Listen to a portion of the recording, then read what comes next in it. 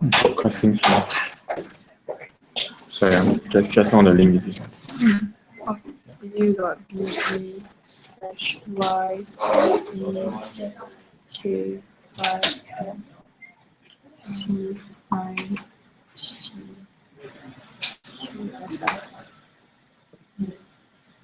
That's. Is your account public? My account public. What? I go to your YouTube account. Should be public. Oh, yes, can read this one. I can't even hear myself. Okay, so you work. Oh, yes, can read this. Okay. I can't even hear myself.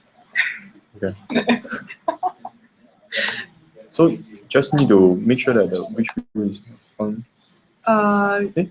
So or you not playing, stop playing it. Yeah, I think this one is the most. So relax for a while. Relax for a few seconds. Yeah, relax for a few seconds. Okay. So I think at the end, like when we just end, I think they will say that, do you want to like save this or something? So you need to make sure that we save it. Yeah. I guess it's the first time trying this as well. But from what I see is that YouTubers, what they do is that they screen that after that it'll be stayed inside the YouTube account. Okay. My YouTube account. Okay. Yeah. You'll be famous with all the NS students. You okay with Mac, right? Not really. No, really. No, like browser is all the same. Oh, okay. Yeah, browser is all the same. Okay. There's no mouse, is it? Oh, you need a mouse. I can use mine. Yeah. Sorry. Yeah.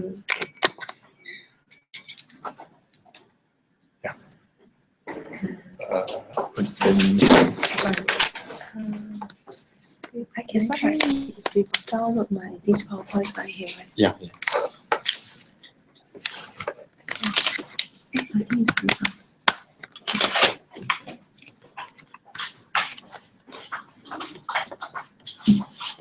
Wait, sorry.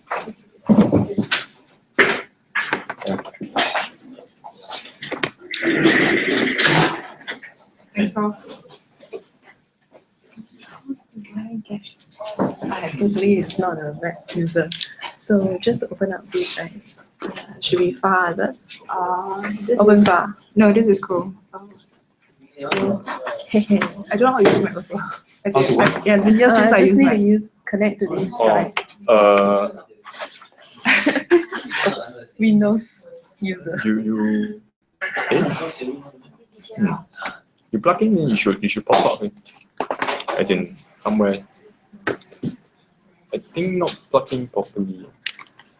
Okay. Oops.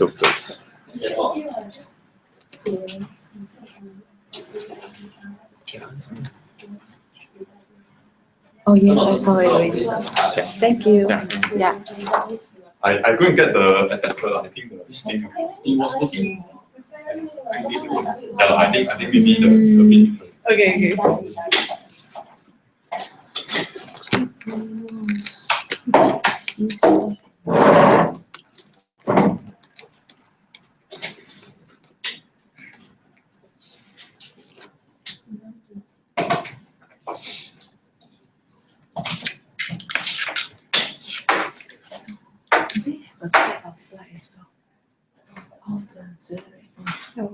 What do you pass the link to me? I'll disseminate.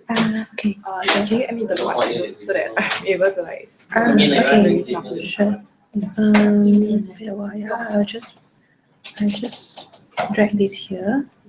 Then meanwhile. Okay. So there's the folder name EduGIS, right? You just get them to get this file, the PDF, the training material. EduGIS quick start map. You can just copy the these two. So what's my script? So I just send them this, right? Okay, never mind. I'll just create these two. B. Wow, how to use it? I Copy think to items. why do you pass me on that? Then after I just. Oh, load it okay, up. sure. Yeah. Sorry. Okay.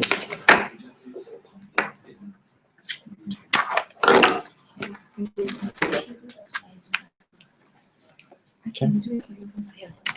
Oh, I just need to pass it to everyone to use them. So drive the EduGIS.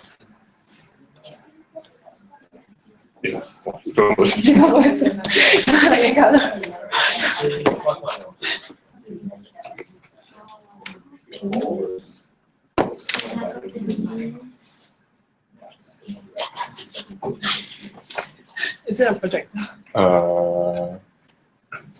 But when you try on your one, does it work? It's a different color. Oh, Different color. it's a different color. Is it changed already? We're going to school. Just now. So I think need to screw it in. Is it?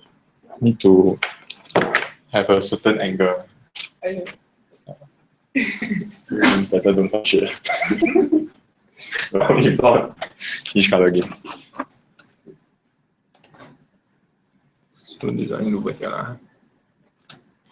Interesting. I already put it in my drive D, SGCBM 2016. Now you just need to copy the entire folder for this. Okay. It's not borrowing your laptop for this.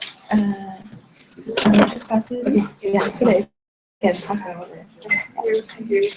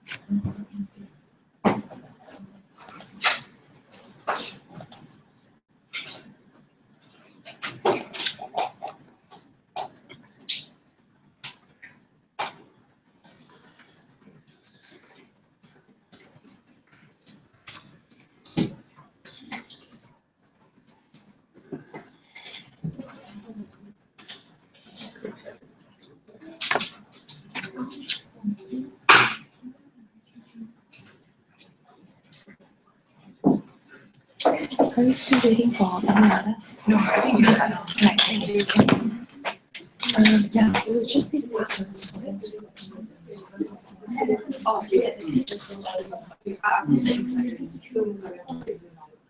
oh, okay. Yeah. She has some training materials for you guys. It's inside Slack, so you can download it. It's in either a PDF or PowerPoint file, so you can download either one. Yeah. Okay. Thank you. So okay, good afternoon everyone. My name is Jimmy from SRA. So I will be the instructors for this 1 or 2 hours training on how to use EduGIS. So just to set our expectations, so many you come here with your students from SRA, then choose like what sort of like tools or platform can be used during the challenge. So today's the contents will be more like how to use the EduGIS platform. It's a geospatial platform.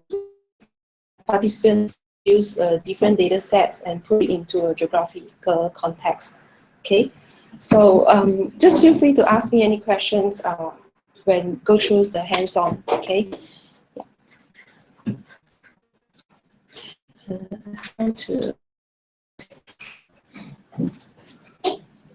Is there a raise? Okay.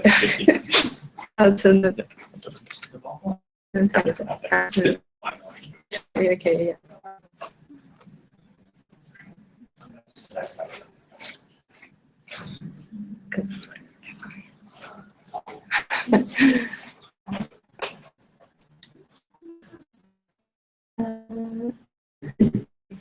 Okay, right.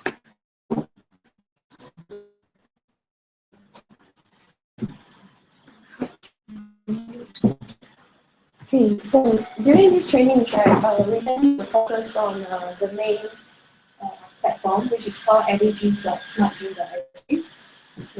Okay, so you can actually log into this URL now. Yeah. Or you can just refer to the slides that just have been shared into the same folder. So just type the HTTPS EduGIS.smartview.sg.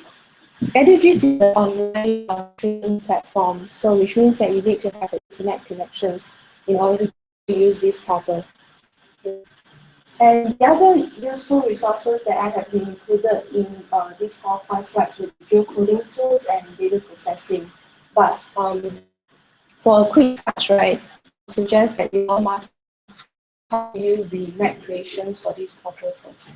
You can go about the other things like the processing data and geocoding. Okay, I'm going to skip this first. Anyone have any information or any knowledge about what is geospatial? Has no clue at all what is this about. Okay, so basically it's just like a GPS, a navigation, like if you take out on a cab and you would like to find a destinations from point A and point B. So basically there's a geographical information system at the back end. It tells you that this is your current locations and you will drive through towards the destination B. So that kind of information is actually managed by the GIS software. Right? So you have an X and Y coordinate or latitude, longitude. The information is where you are here. Okay. So for this SGC challenge, this is geospatial components. Participants can use it and map all the informations using map to in a map form. So that's why we suggest them to use the EduGIS portal as right. Okay, what I will do is like I'll go through a quick presentations through the slides, and then we can do a hands-on together, like how to get into these EduGIS platform. So this is the landing page, okay, and the main URLs that you need to remember. The participants ask about how can I access EduGIS. So this is the main URL links that you need to know. And each participants or each teams, they will be assigned one account to use. Okay, so we already created accounts for the participants, 100 accounts, and teams, three participants. Yeah, so they will share the same account to use it. But for yourself, right, you will have your own test account, which is the SGC BM test 1 to SGC BM test 50. But for means I'll just granted like 20 accounts to use. Okay, you can either maybe you can just assign like 1, 2, 3, 4, 5, 6, 7, 8, 9, 10 based on this account. So for those that in the first row, yeah, yourself, you will use the SGC BM test 1, 2, 3, 4, 5, 6, 7. Yeah, y'all can just assign it. Okay, sorry, I forgot about you. 1, 2, 3, 4, 5, 6, 7, 8, 9, 10, 11, 12. Yeah.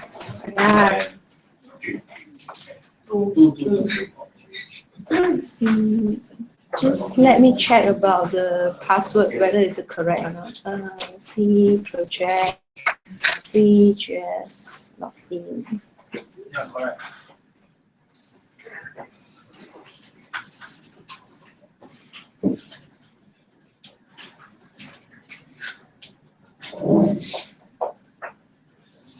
Yeah, okay, and the password is the same, which is the SGC BAM test 1 to 3. Okay. Okay, there will be a common questions asked by the participants, like can they use the same accounts current on like at the same time? The answer is yes, but just need to make sure that whatever changes, right, it will take the latest changes.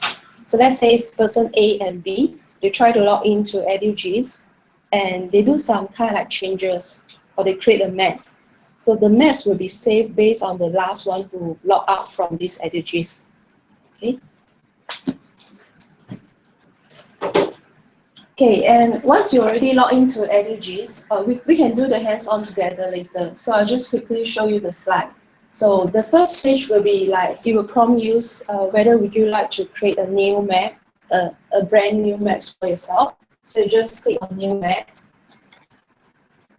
And this is where you can search a lot of different useful data sets. So the data set in this case, right, it means that information that relevant to a geographical locations. So for instance, I want to add some locations of the childcare center. So those informations can be grabbed under the data library. Okay, and currently we already uploaded about 150 data sets from Singapore kind of data library from data.gov. So those data has been uploaded to EduGIS and the participants can use it. Okay, so once you select whatever data that required, so for instance, I would like to search for community centers. So you can just click on that and start to create a new map. And this will be the UI for the map editor. Basically, you will see the main components, which is Singapore dataset, Singapore boundary here.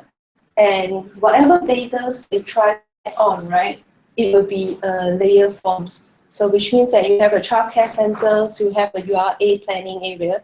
You can have many layers on top of the base map. Okay, and in this case, that because I'm adding the community centers locations, so that will be the point showing here. And you can start to do some kind of analysis using the visits here. Okay, so not to worry too much, we can go through the hands-on later. And just keep in mind that whenever you try to create a new map, right, that will be a maximum of 10 data sets you can upload it. Okay, so not more than 10 layers. Okay. And as I mentioned, when you create a map, you can have a different features available to try out. So this is examples like I have different layers added onto my map. I have the green buildings. I have the park connectors in Singapore, wireless hotspot, street and places. So those layers can be overlaid onto the map, and you can start to do that kind of like map symbology. You change the colors of your map, design your own layer setting. Okay. Okay. Apart from adding maps, you can do a very simple kind of analysis. Like for example, you have a list of locations and you like to find out where are the cluttered area. Then you will be able to use the heat map analysis. So heat map in this case, right, it represents in a different color tones. I look at this map, when you see that those with the red zones, it means that there are many cases happening there, for example. So it gives a very quick overviews about like places that you need to highlight more. Yeah. So for this kind of like analysis, right, you can actually recommend to the participants, like maybe they have a set of a case that being reported into a certain case. So you can suggest them using the heat map to quickly come up these presentations so that we know that these are the areas being highlighted if compared to others area. Okay. Yeah, and of course during the map editors or map creations, you can change a different base map as well. The base map can be a world database or the Singapore base map. Okay, so it really depends on the problem statements. for this SGC, I believe that the problem statements will be in Singapore contents. So you will just suggest the participants to use one map-based map instead. Okay, so we'll stop for here. Then let's do some quick hands-on, just to have a feel about the how do you use the EduGIS. Okay.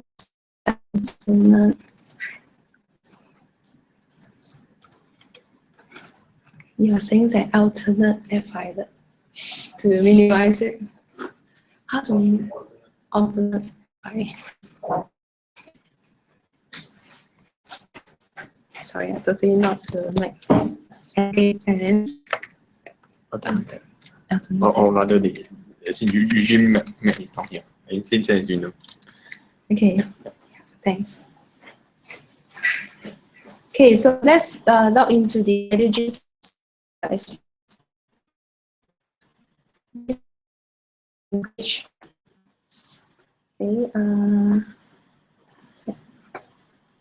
okay, you just log in using your own account. Yeah, SGC BAM 1, SGC BAM test 20. I will be using mine.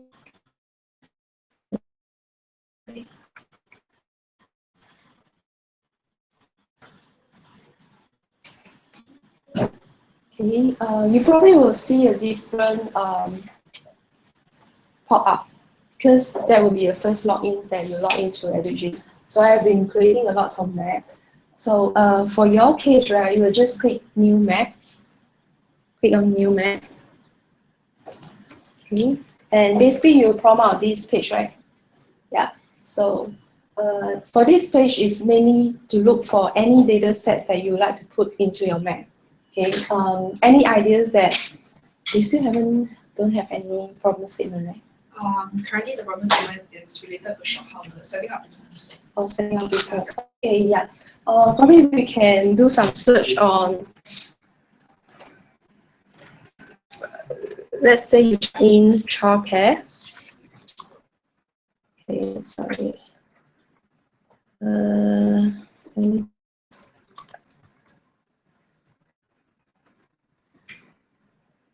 Okay. So just type in child, and it returns one result, which is childcare services.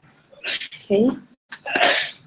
So this will be the layers that are available in EduGIS portal under data library. And when you look at this metadata, right, it basically tells you that what is this layer means. So in this case, we know that this is a directory of childcare services in Singapore. And you can just do a quick check that where is this data sourced from. So in this case, we know that it's from one map. And the titles of these categories will be family and provided by the agency of ECDA, Early Childhood Development Agency. Okay, so just click on this layer, create map. And you just process a while to bring it into the map. Okay. So basically, this is the first map that you are going to create.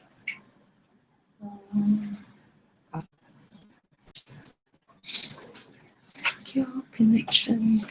Anyone have the same issue? Language? Oh, can I see that? Okay. Yeah. Okay. So let's understand about the how does this work. You already add one childcare services onto your map. So this is those locations. We can click on the options here, and you can set the controls on your map setting. Okay, basically you can just add on everything like you can create a map title, put a descriptions on the map. You can do a search box, share options. So share options means that once you create a map, right, you can share the URL to any of your colleagues, any of your friends that would like to see this map. Okay, so we check on the share options. Zoom controls will be zoom in and out. Okay, and you can use the mouse scrolling to zoom in and out. And if you have many layers, you can change the options of layer selector. Okay, so basically we just try on explore all the options to be checked on. enables all the options here. And you can start to like navigate your data set. So it's kind of like a very interactive map. It's not a static map. You can zoom in and out just to take a look at a certain locations. So I would like to explore childcare services that within Ang-Mo-Kio, for instance. Then I'll just zoom in and sections back. This is the base map of Singapore. You can see that a lot of references, the road skills, planning area, things like that. So if you are not, if you wish to change a different base map, click on these options here. Change the base map. Okay. So, as I mentioned, if the problem statement is in Singapore, then you will just use the base map provided by SLA1 map. And you can change the different map styling as well. For this one is the original. You can change it to a night style. Okay.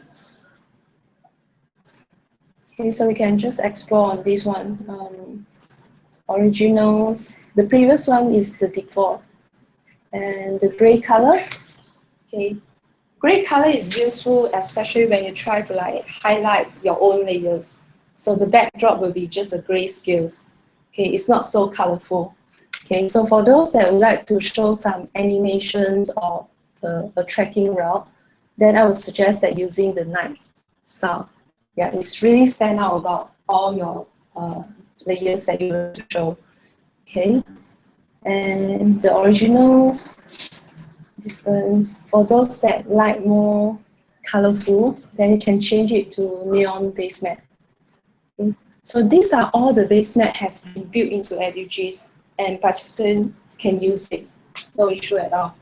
Okay, and for those that are looking at a worldwide data set, right, then you can change it to the other selections here, which is CartoDB. Yeah, you can zoom out a little bit, then you can see that it actually includes the world data sets as well. Yeah. Okay, so that is the only difference between one map, base map, and the world data sets. Okay. And I would like to highlight apart from this base map, you can actually use your own customized data sets here. So by just clicking on this plus sign, okay, and it will prompt you that a different options that you can select for your base map. Let's click on the NASA. Okay, and for the NASA's image, right, they have the daytimes and the nighttime. Okay, so just add base map. You can choose nighttime just to have a quick look about it.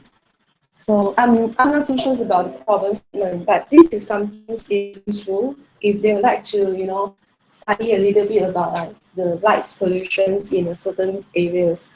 Then you can actually suggest them using a NASA base map and check on the light densities in Singapore. Yeah. Okay.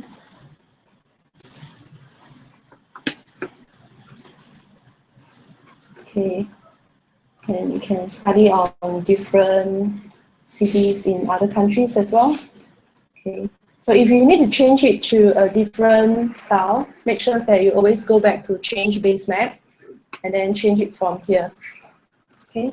So if I would like to see the daytime, then I'll just add a base map. Okay. So everything is about geographical information.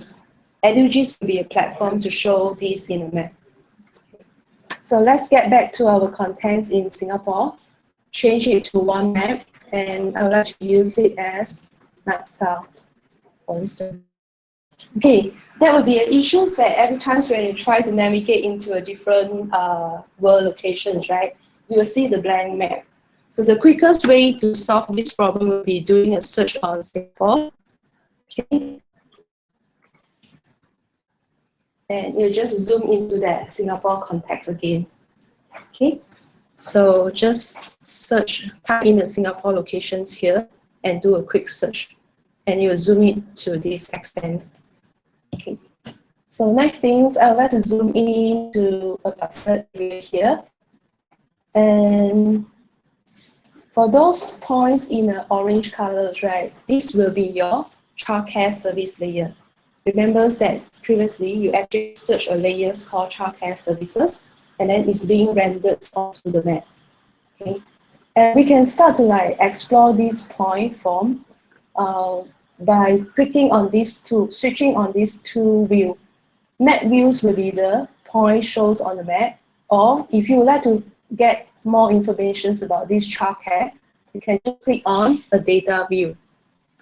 Okay, so basically the layer itself, right, it represented as point, but there are a lot of information describing about this point. Okay, can I off this light or in this session? Close the entire. Is it clear? Okay, so this will be the information about the childcare services. Not to worry about these information. This is more on the locations of that point.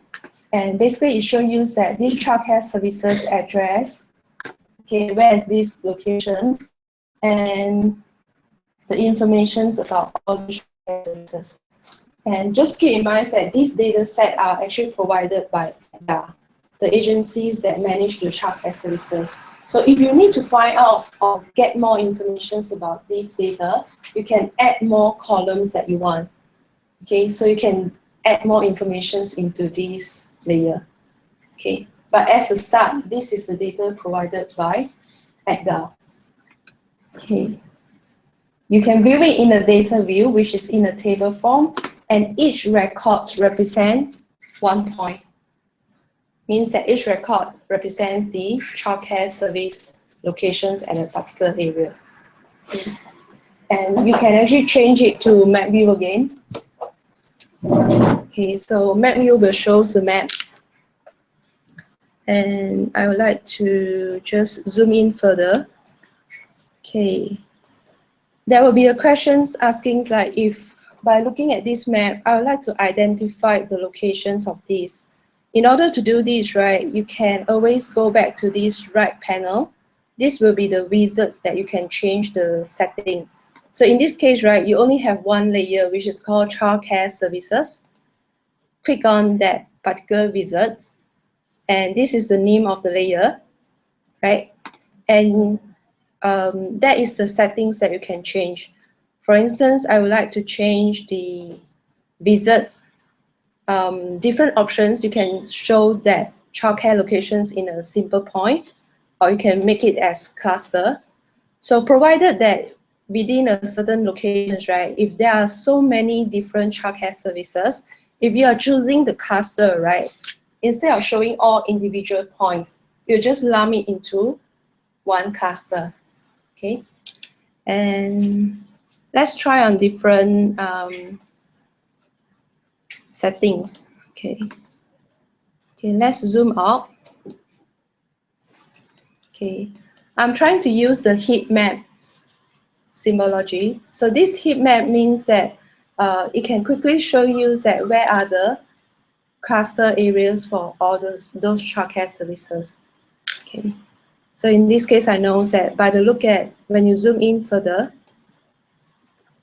okay, you can start to navigate that where are the locations that having a lot of childcare services here. Okay. So again, I would like to emphasize that you can explore a little bit further, like what is the symbologies you can use to represent your data sets. So in this case, we try out the heat map. Okay. And let's have a quick look. I'm going to put it back to simple color, and you can change it using a different colors that you want. Okay, and you can change the font size as well. Yeah, so this is not a big issue. I mean, y'all can spend a little bit of time to explore how to change all this. Yeah, so just a quick one. So if I would like to make the points bigger, then I'll just change the marker field here. Okay, and what about the label text? Okay, I would like to label the name of the childcare services. So in this case, you are going to change to which fields that you are going to use to label it. Okay, I have the name for this childcare service. then I can just add on, and you can choose the fields and the colors as well for the labeling.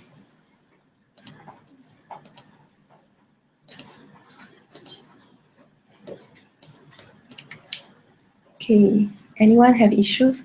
Is it too fast? Okay, yeah.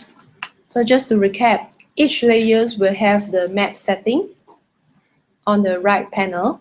And we are looking at the first layers, which is called childcare services.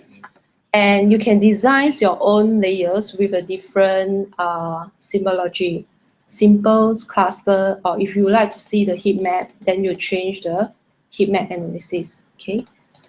And for those that need to label the information on top of the points, then you will use the label text here. Okay. So in our scenarios here, I'm going to label the childcare services using the name field. And I'll just label it on top of this point. So this is all the labeling controls here.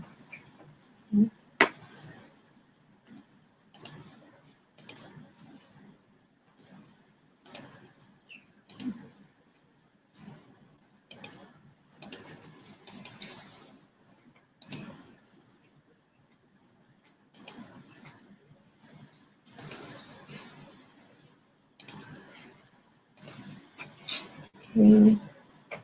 Oh, it's not so good. Okay, so as for now, I'll just leave it as this.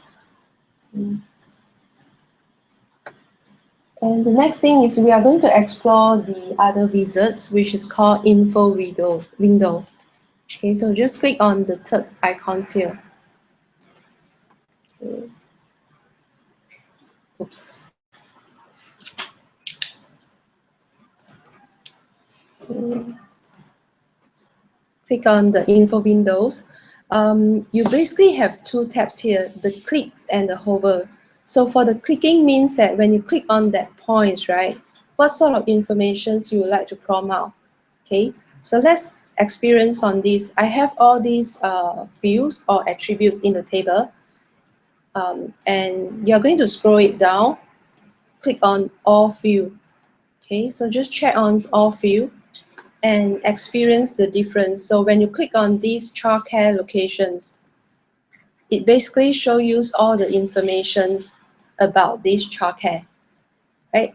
Okay, and you can just hide away any fields that you don't want to show. You can just hide away, and as you can see, is that the pop-out windows will show lesser for the field itself.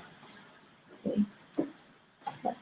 So this is good for those that need to do interactive navigations. They can just search for a certain locations, and then they can just click on that point, and it will show the information here. Okay, so the other way is like you change the setting from the hover options here.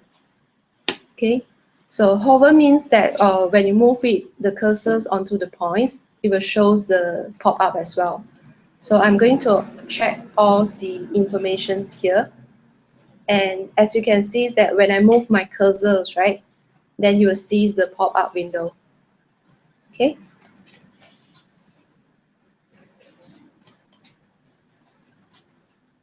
Yeah. Any question on this? Is that all right? Okay. Okay. Yeah. So that is the first layers that we explore.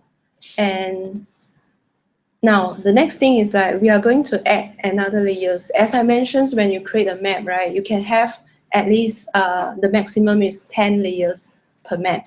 Means that you can always add these layers for up to 10 layers. As for now, we have 1 layers here. Okay, so the next thing is that we are going to add the second layer. So just click on this plus sign here. Okay, and as usual, there will be 100 data has been uploaded into EduGIS. You can just click on the data library. Okay, so click on data libraries and do a scroll down just to check that what are the layers that you need for your map. Okay, we have a lot of different informations here. Dengue cases in Singapore, and then we can scroll down just to have a quick look. what are the data that you can suggest the participants to use? We have the dengue clusters, dengue cases, locations of the community clubs. Okay. What else?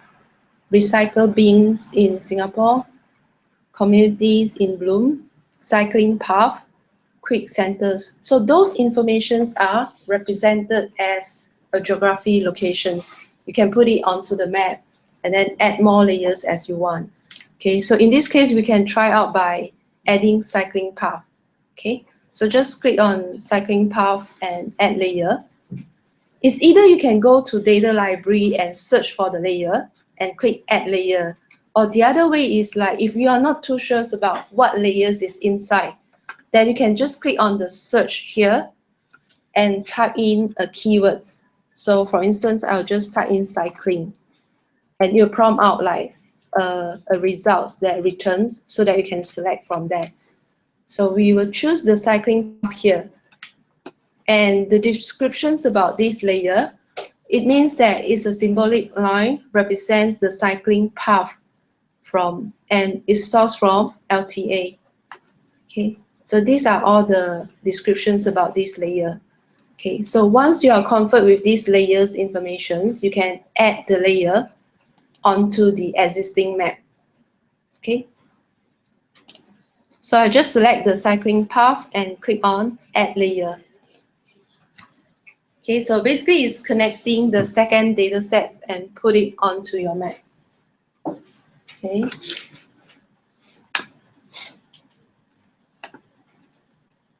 Okay. Yeah, and the other things that just need to be alert about this labeling stuff. If you are trying to label everything at once, right, when you zoom out, there will be quite clutter. So we'll suggest that for those really need to do a labeling, you can suggest the participants like zoom into a certain study areas.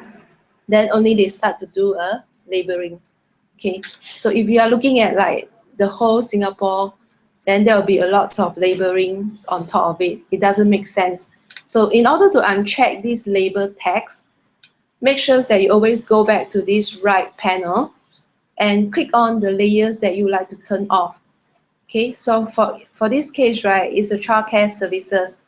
So I'm going to click on the first layers here and just to show out these visits and make sure that you go to the visits button. Okay, scroll to the bottom end and uncheck the label text here. Okay, so just uncheck it to non-attribute. Okay, so in this case that will make the maps clearer. Okay, yeah. So tips and tricks, make sure that whatever things that you need to change on top of the layer, you are going to access this panel and look for the layers here and change it from the visits. Okay, so visit itself will control the coloring or the symbols. Okay, and if you would like to hide away, just click on that buttons. Okay. Okay. So how many layers we have for now for our map? We got 2 layers. Yeah. So the first one will be the childcare and the second will be the cycling path. Okay. We can change the cycling path symbology by clicking on these, and you can start to like change colors, which colors that you want. Okay. So let's. Okay, before we change the color, you can also explore the data sets through data view. Okay, so data view means that all attribute informations will be found under this cycling path. So for this case, right, we know that the cycling path is not a point geometry, it's a line because it's a cycling path. So it's the geometries will be line here and the names of the cycling path. Okay, so these are all the information about the cycling path. And click on the map view. Okay, so we can turn off the childcare services if you need to. So click on these visits here, and I can just uncheck that childcare services. Okay, so that I can only see the cycling path on the map. Okay, so this is my cycling path, and I can change the color. So let's change the cycling path colors here.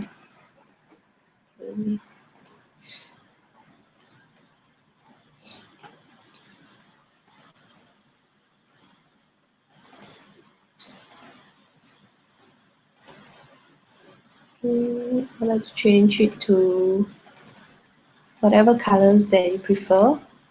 Okay. And if you are not happy with the night base map, you can change the base map anytime. So you can use a different reference as well. Okay.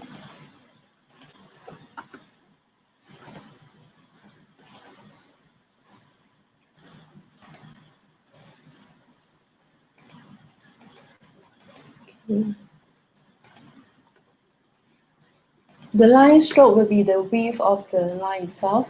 If you want to make it thicker or thinner line, then you can change it from here.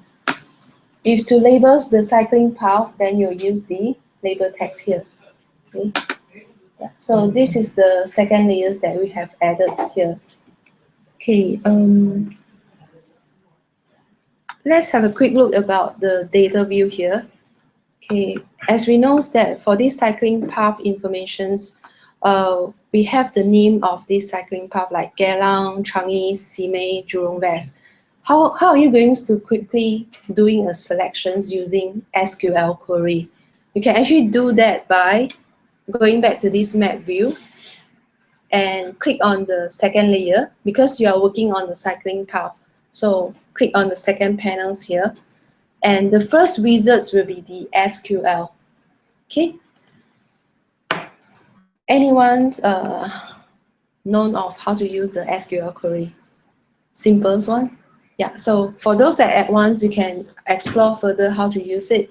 But I mean, if you want to just do a quick basic query, then you can just start from here. Like select from cycling path where.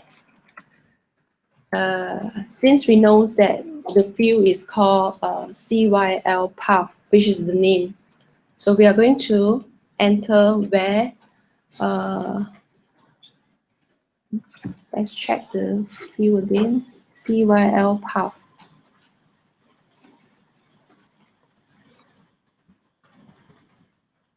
Okay, and it will pop up that whatever attributes that are available here, the table name. So choose the CYL path, and you can just put saying that where the name is equals to whatever areas that you are going to search for. So I would like to find Bukit Batok cycling path. Then I'll just put Bukit Batok. Okay. So I already established a SQL query here.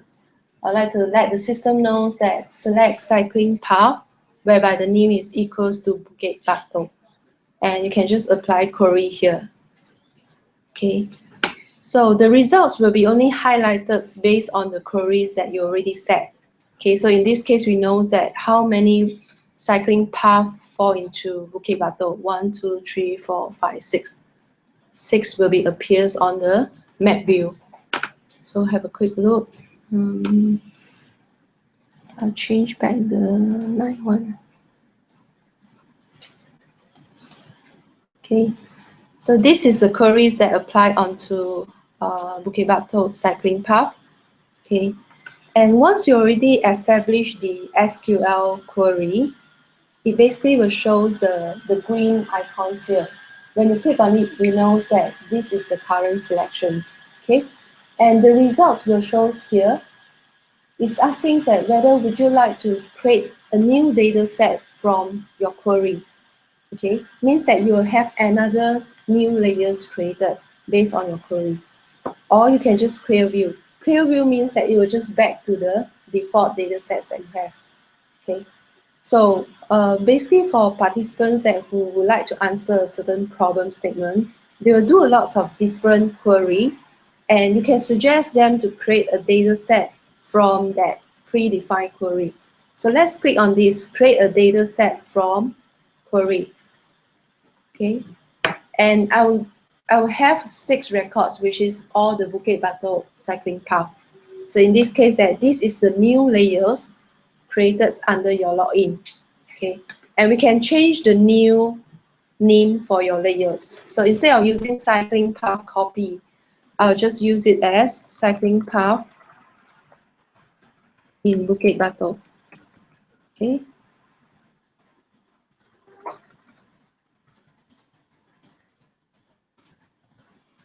And save it here. Okay, so basically it says that, are you sure, do you want to rename the name? And you just say, okay, rename. Okay, so this is the new data sets that created. Okay. So once we have that, right, you can change the descriptions about your data sets. Okay. So what is the reasons why we need to add this? For those that participants that who need to share the data to someone else, right? It's good that they have all this information, descriptions about your data sets. So you can just like suggest them to add more information about this layer. Okay, so we'll say that the cycling path in Bukit Batok or something. Okay, and I would suggest that to save a new data set, you will change the data privacy to the public. Okay, so just change it to the public, which means that everyone can view and download the data sets. Okay, and click Save Setting. Yeah, once you already save it to a public data set, and these icons will change as well in the green icons with a public permissions. Okay. So public data sets means that everyone can access it and use it. Okay, next, we go back to this map view tab. So currently, because just now we are creating a new layers. We didn't save the previous map. This is only one layers here. So to be able to go back to your previous map, right, click on this arrow. Okay. And under the map, just click on your maps here. Okay, so basically you will see there's a map named as untitled, right? Can you see there's an untitled map? Yeah, so click on the untitled maps here so that you can actually launch back the maps that you have created. In this case, I have the childcare service as well as the cycling path, right? So we have 2 layers, and I'm going to add the 3rd layers, which is the layers that we saved just now based on the query. So how to add these layers? Just click on the plus signs here. Yeah. And search for the data that you already saved.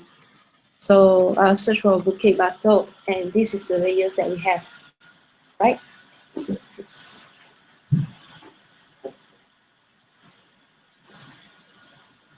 Okay, select that and add the layers here.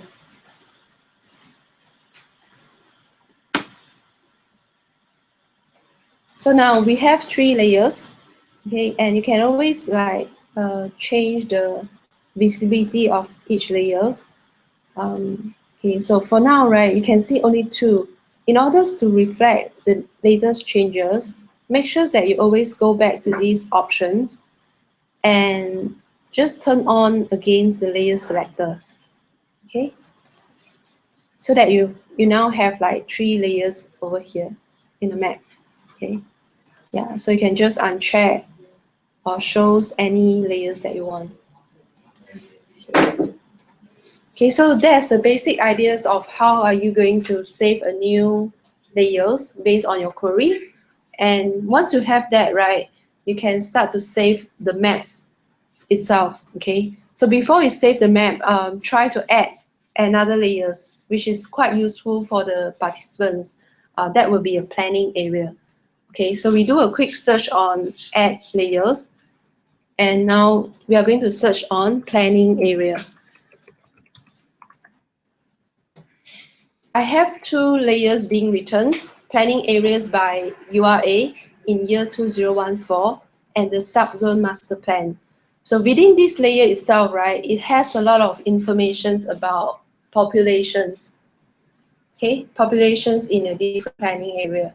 Let's click on the planning area here and just add layer. Okay. Try to navigate what sort of data are being presented here for planning area. Okay, so try to zoom out. Okay, basically what you see is not a point, not a line, it's the polygons. It's an area or a zone. Okay. So we click on the fourth layers, which is the planning area 2014. Okay. Before we change any colors, right, you can click on the data view to have a quick sense about what are the informations available. Okay, have a quick look about this. I have the planning area name, okay, and as well as the informations about all the regions name, okay.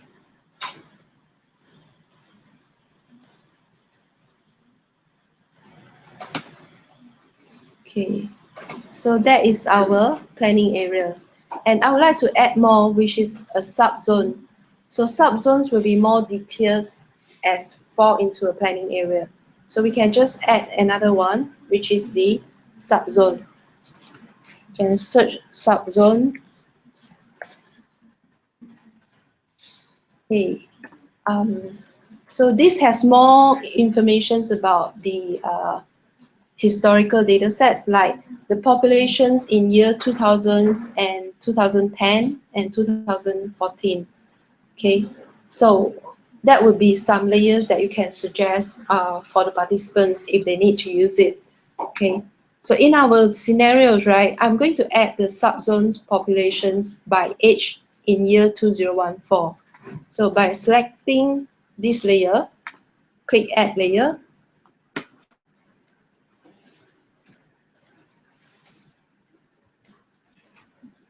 Okay. So now I'm going to uncheck the planning area here, just to leave it as a subzone. Okay, so click on the subzones populations. Okay, and we would like to change the color of these polygons. So in order to change this, make sure that you go back to the wizards, and you can use the second one, Horopath. Okay, and in this case, right, it's really quickly show you that where are the high density areas that are having a different populations. Okay, click on data view here. By the look at these tables, right, you know that for those age 0 to 4, based on the subzones, how many of these fall into a certain range. Okay, what about for those that need to find out where are the high density for populations over 65 years old? Okay, so this is over 65. How many of residents here? Okay, it based on a different age category. Yep. Once you're already familiarized with all the attributes here, then you can start to like change your symbology here. Okay, so click on the subzones populations. For instance, I would like to create a density map based on the elderly or senior citizens who are actually over 65 years old. So we can just change the attributes here, going to over 65. Yeah, so you choose over 65, and with a quick glance, right, the map shows you that highlight all the informations, where are the areas that are having a lot of senior citizens. Okay, so in this case, we know that those with the highest rate colors, which is the amounts will be 13,000. Those are the senior citizens. Okay, yeah. And what about if I need to know that a total populations for year 2014? Instead of using over 65, we can choose the other attributes called total populations. So that is the total populations of Singapore residents in 2014. So click on that, and you will see that where are the highest populations in Singapore. So in this case, we know that this is the subzones that we have. So I would like to find out the name of this subzone. You can just go back to the subzones layer, then start to do a labeling. Yeah, so just label based on the subzone name. Okay, so in this case, I know that those 4 within the red zones will be Bedok South, Bedok North. Yeah. So these are the informations that you can get it from the subzones populations layer. Yeah. I will foresee that during the problem statements, right, this could be a useful layer for the students to start with. Yeah, since they have a lot of different informations about the populations for a different age. Okay. And not to forget that the layers have a different years as well. 2014, or you can do a quick search on populations. Just to have a quick look, what sort of information is available? There's a year for 2000s, right? 2010, 2005. If they really need to do some kind of comparisons between the populations, okay. So that is the tips and tricks. How are you going to search the layer? Okay, so we close that and we just leave it for 5 layers available here. Okay, so this is the 5 layers that we have now. And I would like to save this map. Okay, it's 2 clutter. So I'm going to uncheck the label text here. So the label text will apply to the subzone layer. Click on the subzone layer here and make sure that you uncheck the label text. Okay, so I'll just uncheck here to non-fill. Okay, so to make it a bit cleaner. Okay. And okay, the other issue is like when you have a lot of different layers, you have points, lines, polygons, whatever polygons that is on top of the points, right? It will just block the point itself. So what you can do is like dragging the planning area, the subzones, and put it into at the bottom end so that you will see that the points will be available on top.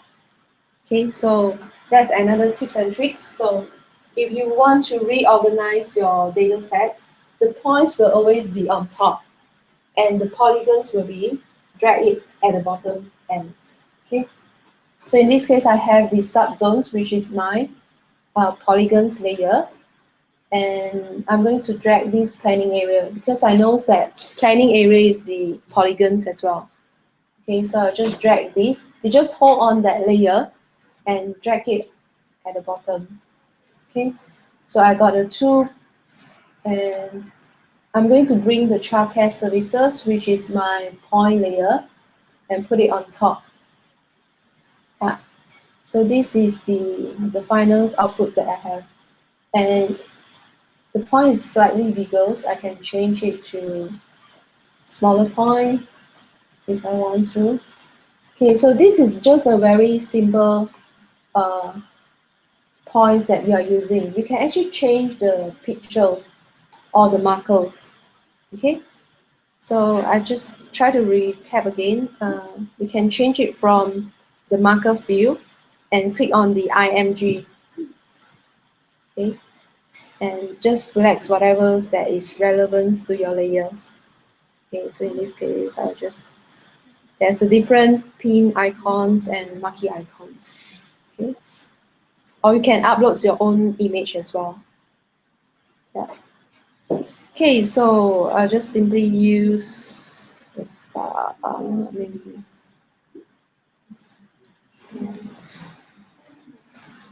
Okay, set an image.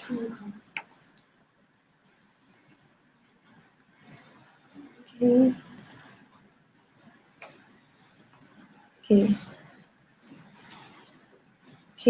This could be a problematic if for those that really show lots of info video, right? When you try, info window, when you try to drag and drop, you probably will see lots of these pop up. Okay, so if you don't really wish to have it, right, then you can just always go back to this childcare service, okay, and uncheck the pop-up window. So the pop-up windows will be in the info window wizards, okay, and you can just click on hover the options and uncheck the all attributes. So in this case, you won't see any pop-up window anymore, right? So we have 5 layers here, and the next thing is like we can create a new, save your map. Okay, so we can save the map and give a name for that.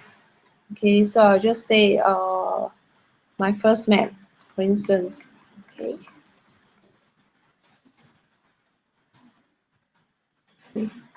And again, you can actually add more descriptions about your map itself. So click on Edit Metadata. Okay, and so I'll just put some description. This map shows locations of childcare services, and also if and also and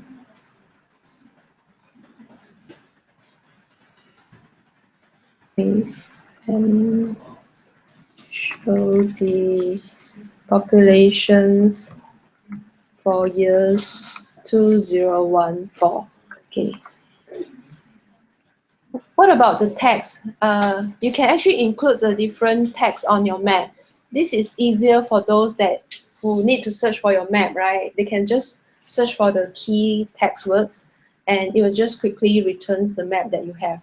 Okay, so I'll just put childcare and click on the tab. So you can just add on the second one. So childcare's populations, Singapore, things like that. Okay. Okay, and make sure that for the exercise or for any advice to the participants, right, I would suggest that you always ask them to save the map as a public map. Okay, so not the private link. So click on the privacy here and change it to the public. Okay, so have a quick look about these options. We have a public with link, password protected for your map, or you can just set it as private. So private means that only your logins will be able to see the map. Okay, but because the SGC participants, they have like 3 or 4 persons within a team, then you will suggest them to save it as a public. It's easy for the access. Yeah, so save it as a public and click Save Settings. Right. So that's your first map, and you can start to like design your own map. For instance, you can add elements. So add the titles of your map, annotations, or add images. You can preview your maps in a desktop or in a mobile interface. Okay. So for this EduGIS portal, you can actually use it in a tablet or iPhone as well, or mobile phone. Yep. Okay. So this will be the appearance in mobile phone or tablets. Okay. And you can export your map into images format. Yeah. So let's go back to this desktop and click on the export images. Okay. Yeah. You can set the extent of where are the areas you need to export and click on the formats here. So just click export here. Yeah. So the images has been created. Yeah. So it's really quick way of creating a map. Yeah. No need to have like a lot of different programming skills to create a map. So that would be a tool that the participants can start to use it. Okay. Okay, let's get back to these elements. For instance, we try to add a title item. So it will appear in any place that you would like to put in. Okay, so you can just put it somewhere at the bottom, and you can change the title. Okay, childcare map.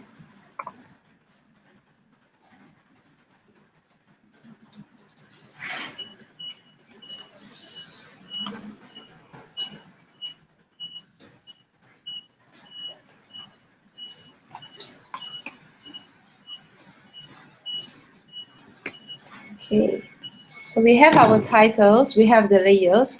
The other thing the other thing is that you can add the legends of your layers.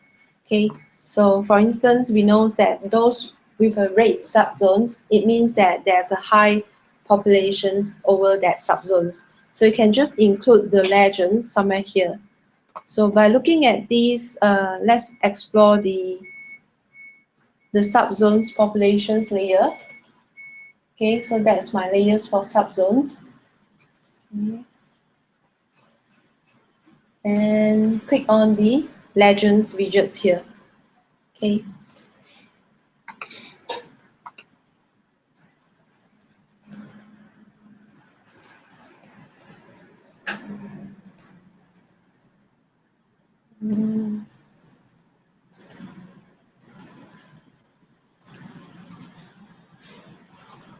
Can you see any legends appear here? After you select the subzones populations, and just to include the legends. Go ahead. Let's see.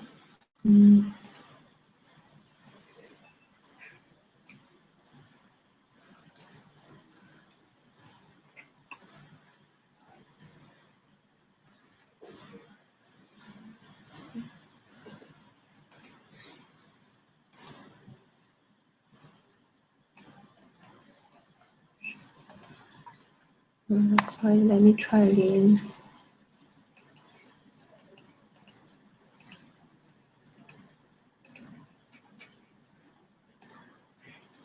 Okay.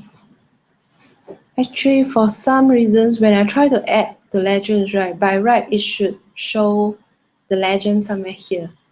Any of y'all? No. Okay.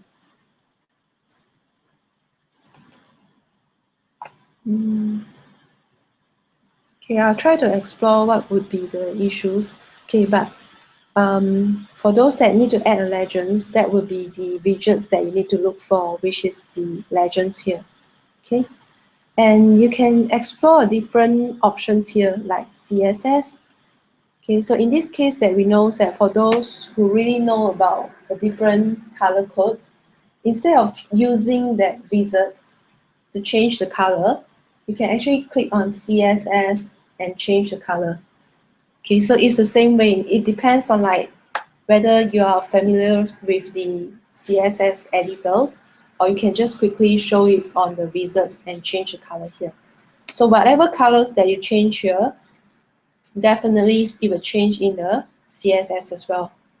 Okay, so a different ways for the students to use it. Okay.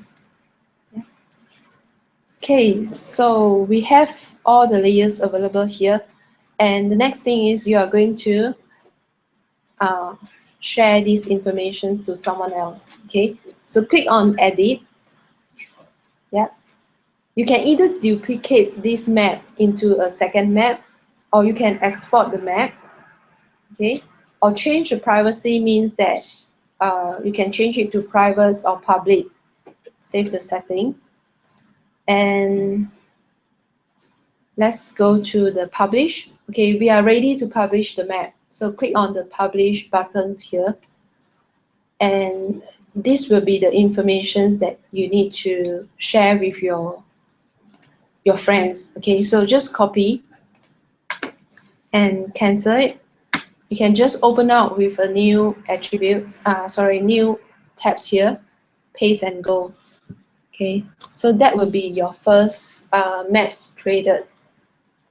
Okay, as long as you copy this entire link, right, and you can just email to any of your friends, they'll be able to access it. Okay. Okay.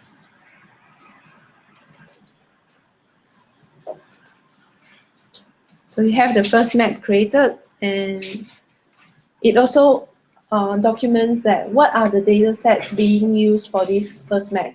We have the cycling path. Okay, as you can see here, right, there are actually 4 private data sets, which means that your friends are not able to see it because it's not a public data set. So in order to change this from private to public, right, you need to always go back to your editor Okay, and go back to this arrow here. Click on your data sets. Okay, click on your data sets. Okay. And under your data set, have each layers that you already connect, and make sure that all layers change from private to public. Okay, so under your data sets, right, you have the subzones populations. Make sure that you change from the private to the public. Okay, so I have different layers that in the private, so I'll just change it from private to public. Okay, so you do the same thing as well to all the cycling path, planning areas, subzones. Okay, and the childcare services as well. So I'll just put everything into a public data sets. Okay, so once you have all the layers in public permissions, when you try to go back to these, the first maps that you have, okay, so you just do a refresh on the URL. Okay. As you can see, is that the data sets being used in your first map, these are the data sets available to download, which is in a public permissions. Yes? Yeah. So just keep in mind that for those that they already receive your maps, but they can't see any data sets. So the first troubleshooting way is actually to check on the data set permissions. Okay, so make sure that everyone set it as a public permissions. Okay. Yeah. And once you already share the map links, anyone that have the access, right, they can actually add a quick comments or discussions onto your map. Okay, so you can log in using Facebook or Twitter, things like that.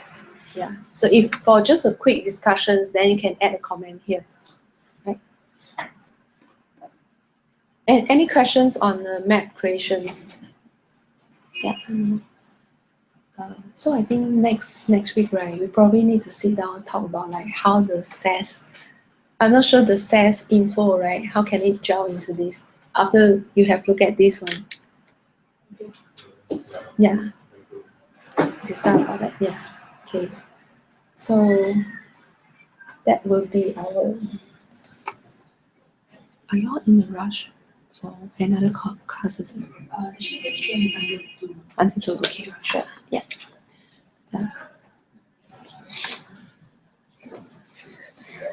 Okay, so I think just to recap, right, I would suggest that you all maybe can spend about 5 to 10 minutes to create your second map. And let's give you the examples like create a maps based on dengue clusters or dengue cases that in Singapore. So you can just try to like recap what is the step to do it. Okay. And just let me know if you have any issues on that.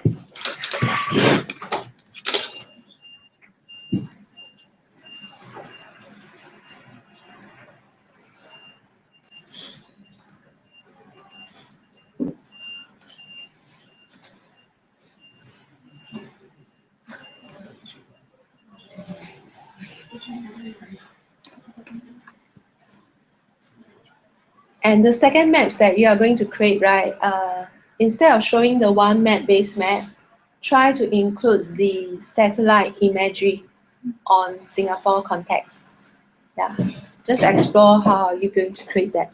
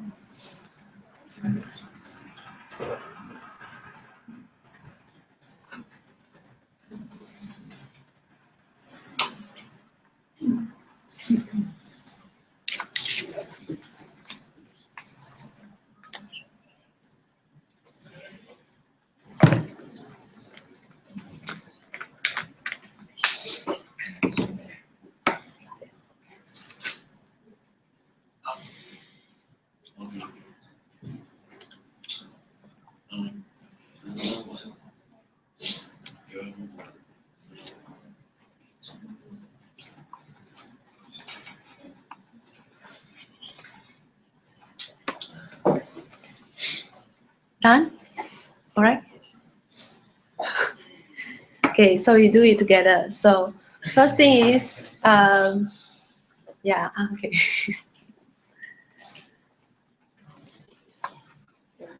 That is your login page. Okay. EduGIS Smart Geo. Okay, everyone will have the login.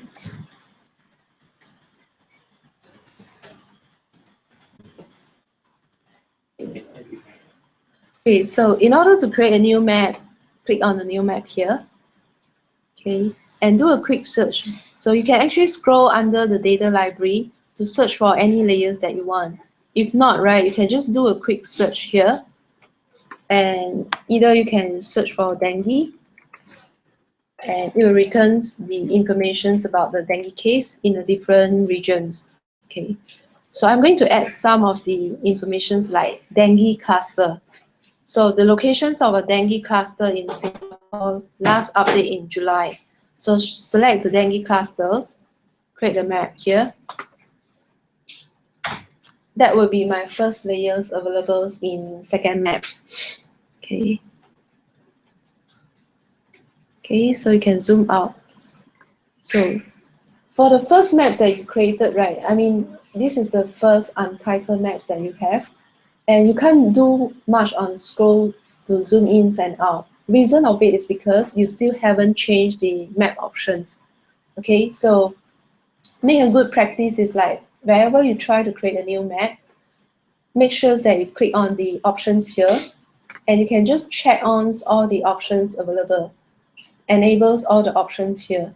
Okay, and click on that, and you can zoom in and out for now. Okay, and to change the base map, there's always a different galleries available. Okay, so all the base map. And I would like to include the satellite imagery. So the satellite imageries will be available at the last icons here. Okay, so just click on the satellite imagery. And this will be the satellites that I have. Okay. And these are all the dengue cluster last updated by NEA in July. Okay, I would like to find out what is the information inside this. So in order to do this pop-up window, always go back to the dengue cluster, right? And click on the visits. If you like to do a selections by query, you need to know what is the attributes available here. What is the column names that you need to do a selections, okay?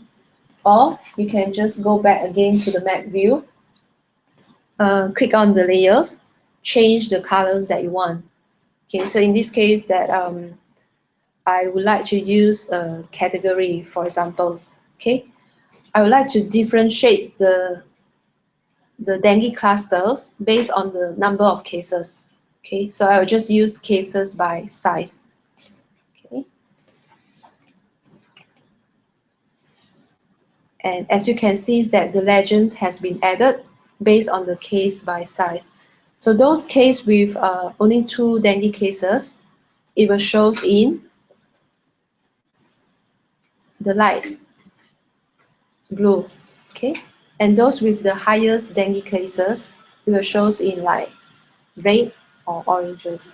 So those things can be set during the map visits here, okay? So we have the dengue cluster available here. And if you would like to change the label text, then you can just scroll down and change it from the visit as well. Okay. So for instance, this is the quickest way to create your map in the dengue cases. And you can just overlay whatever different data sets that you want and put it in. Okay. So since we know that dengue cluster is happening in the different areas, and maybe you would like to know that where are the child cares that affected in the dengue cluster, then you can just start to add a new layers, which is called childcare services. Okay. So in a way that within a map, right, it actually gives you an insight, like what is the relationship between the dengue cases as well as the childcare services, things like that. So if the problem statement is clear enough, you can actually suggest the participants like what sort of layers they would like to put it onto this map, and they can start to study their relationship. Okay, so if we know that the childcare services fall into this certain dengue cluster area, is there any plans or outreach or any things that we need to alert the childcare providers about preventing of having these kind of like dengue cases? Okay, so this is just a quick, simple way of try to like, relate different informations for analysis purpose. Yeah. Okay, so once you have that, make sure that remember to create your map. So you can just give a name for that, dengue cluster, and I'll save it. And for the permissions of the map, right, set it as a public so that you can share to anyone. Click on the public map, save the setting here. Okay, and once you have that, then you can click on the publish. So this will be the URLs for the map itself. Okay, you can just copy that and email to anyone else. Okay, so you can just do a quick test. Control V, and go. Okay, so that would be the second maps created. And you can explore the options like maximize the entire map window. Okay, so this is the layers being created. If you already set up the pop-up window, so wherever you try to move around on the features, it will bring out the pop-up window as well. Okay.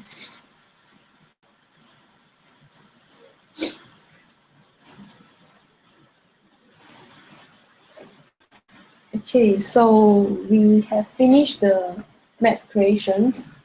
How to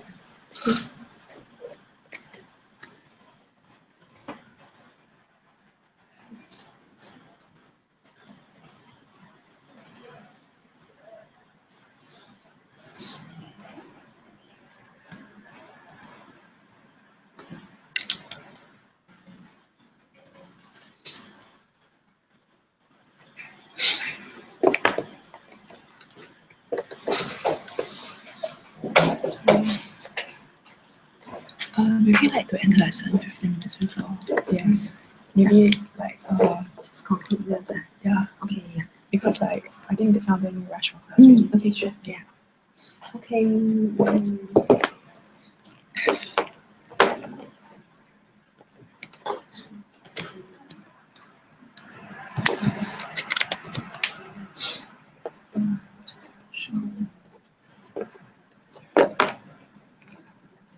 Stay.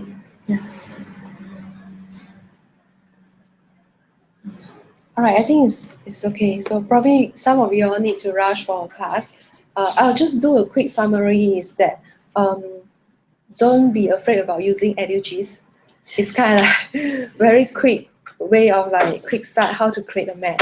So I guess that you already have ideas about like how to log into this EduGIS portal, and you can kind of like encourage the students like it's not so hard to create a map. Yeah, and give them some resource informations like there are about 200 data sets available, so that you can guide them through like how to search the data library and how to create a map.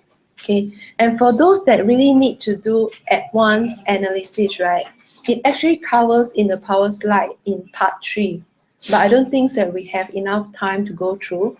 So I'll just suggest that you can refer to the PowerPoint slides, part 1, 2, 3. We already covered the main one, which is part 2. Okay, so for those that need to do more, then they'll look for part 1 and part 3. Okay, so you can always refer to that slide. And any questions, you can just feedback to Jesslyn, and then I'll take it from there. Yeah, so that's about it. And any questions? Yeah, so just want to get some feedback. When you try to explore this EduGIS as a first beginner, right, Do you think it's really hard to use it? Too simple. it's okay. Quite straightforward, right? All right. Any other suggestions? Okay, yeah. So yeah, that's about it. Thank you.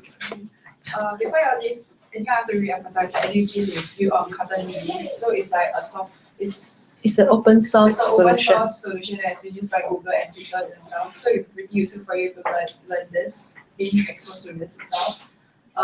Two things I need you to do before you leave. I need you to fill out your attendance and also fill out your details. Yeah, because we want to see like you have attended this workshop, then we'll pair you up with somebody who is maybe not so well versed in EduGIS. Yeah. Yeah. Thank you. Thanks.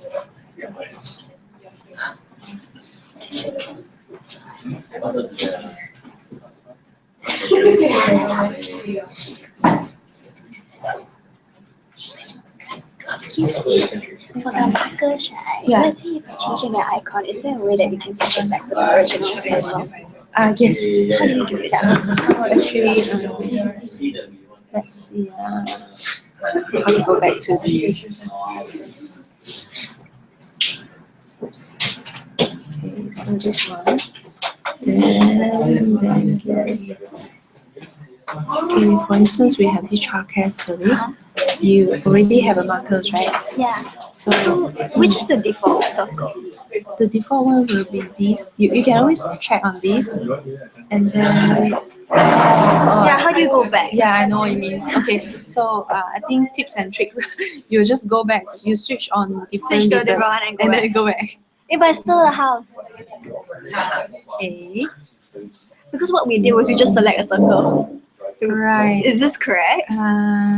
Yeah, I think it's correct. Okay. Yeah. So that would be the circle. Okay. Nice.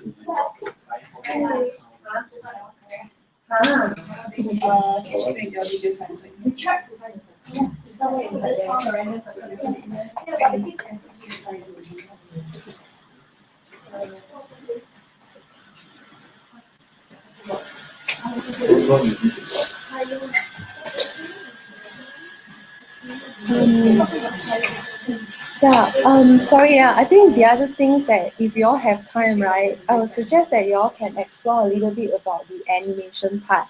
So the animation parts will be controlled by the wizards as well, but you use the top here. This is the symbologies that you are going to use, and basically it needs a times or ID to show the animations. Okay, so for this map, right, I actually quickly it's through my travels in Japan, and I actually on my GPS navigations. So I just export these entire data sets and put it into Kato EduGIS, and it will show me exactly like where are the areas I have been going through using the animations as well. Yeah.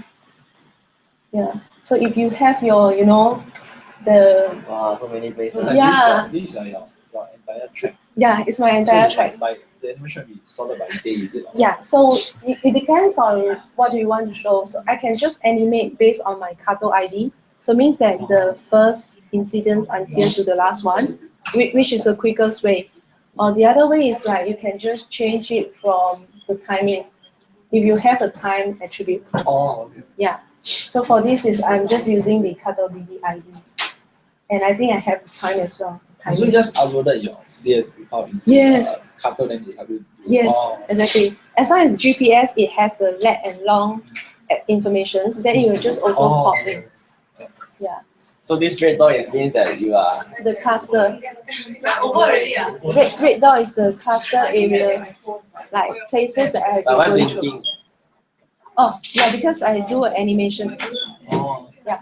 So So you show your entire journey lah. Yeah. Oh, okay. Yeah. So why all doing at the same time? Because I accumulate the time animations. Oh. So you can just uncheck it if you don't want. So you just show somewhere here I'm going through. Oh, okay.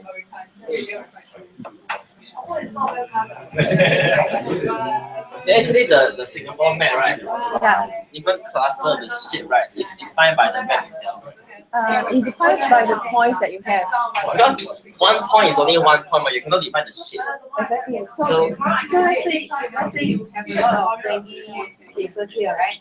Then you will just lump it into one cluster. But you can change it. When you do cluster, you can make it to one point. Exactly. Yeah, you can set it as individual points, or you want to cluster it. okay. Yeah. So in this case, actually I have a lot of individual points, but I use cluster. It shows like how many places or how many events that I have. The reasoning why you use cluster is for a summarized version of that distinct area. Yeah, I think so. Yeah. A quick way about showing it like the cluster area. Whereas the pinpoint is more specific. Pinpoint is down to the individual points.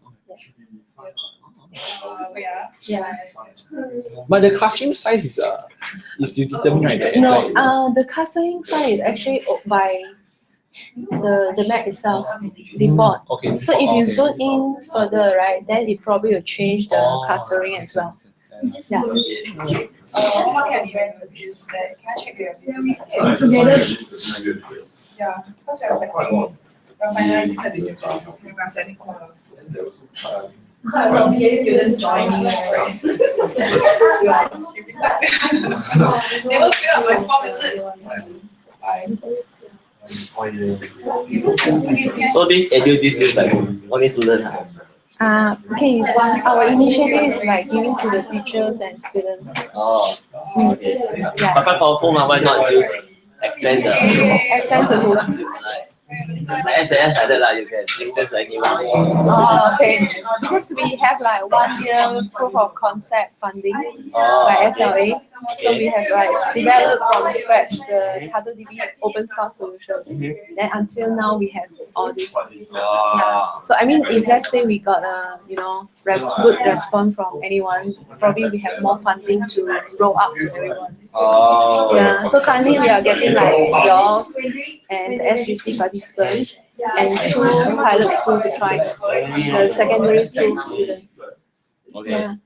I think the initiative is because teacher always says that they need to create a lot of lessons plan, but they just don't have the tools or sample data set to start with.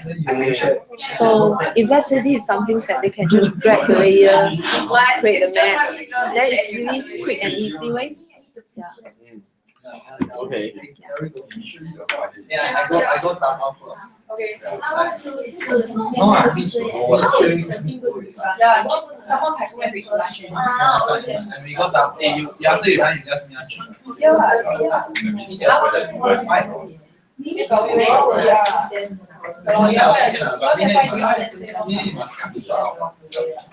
You see whether it's free or not. This one. I went by Okay, okay,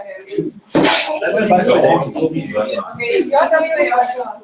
I bet the DR Then you this one lah. I don't think I read it. I don't know what. I read the video. You think? I don't think you have. That's fine. That's fine. Okay, that's me. Yeah, okay, attendance. That's the so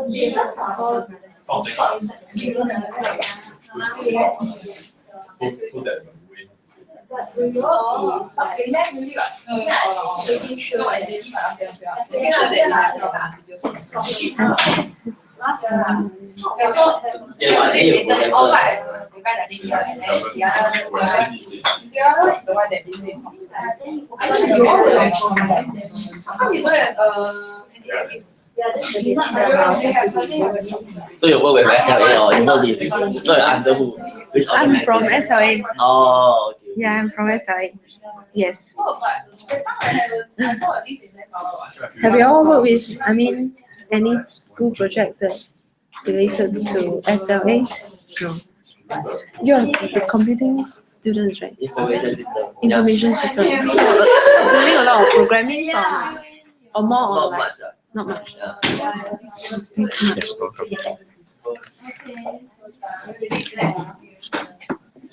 So actually one of the lecturer, right? What's her name? Xiaohui. I didn't catch your name last time. No worries. Yeah. By looking at this, right, how would you relate to Kalau soalnya